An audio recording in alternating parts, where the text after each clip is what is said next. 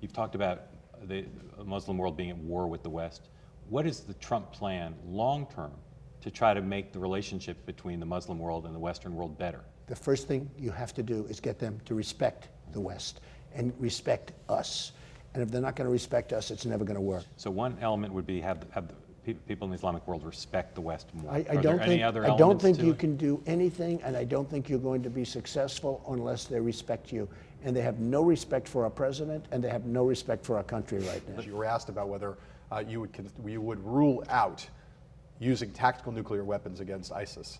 Will you rule that out, or is that something you'd contemplate? I think I'd probably be very, very late compared to my opponents that are running. So you would rule in the possibility of using nuclear weapons against ISIS? Well, I'm never going to rule anything out. Right. And I wouldn't want to say, even if I felt it wasn't going, I wouldn't want to tell you that. Right. Because at a minimum, I want them to think maybe we would use it, okay? Right. It's the worst thing when we do these interviews, with everybody, not me, yeah. And you ask a question like that, and everybody comes clean and they're so honest.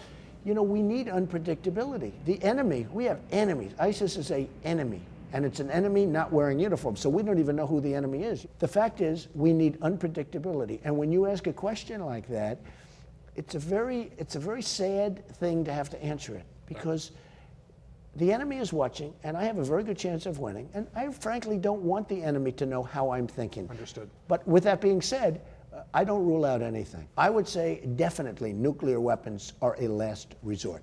There are people who say that America needs to be the leader of NATO, that that's an important role. Do you agree? Hey, America should be the well, leader of NATO? we're paying a very disproportionate share. We're paying for a lot of NATO.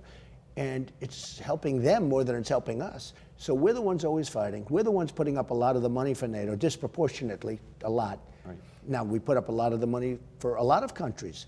You know, we defend South Korea, we defend Saudi Arabia, we defend Japan, we defend Germany. But we put up a lot of money, and then people wonder, I wonder why we owe $19 trillion. So should America be the leader of NATO or not necessarily? I think NATO may be obsolete. NATO was set up a long time ago, many, many years ago when things were different. Things are different now. We were a rich nation then. We had nothing but money. We had nothing but power and you know, far more than we have today in a true sense. And I think NATO, you have to really examine NATO. And it doesn't really help us. It's helping other countries. And I don't think those other countries appreciate what we're doing. So just to be clear, you made two slightly different arguments there. I just want to clarify.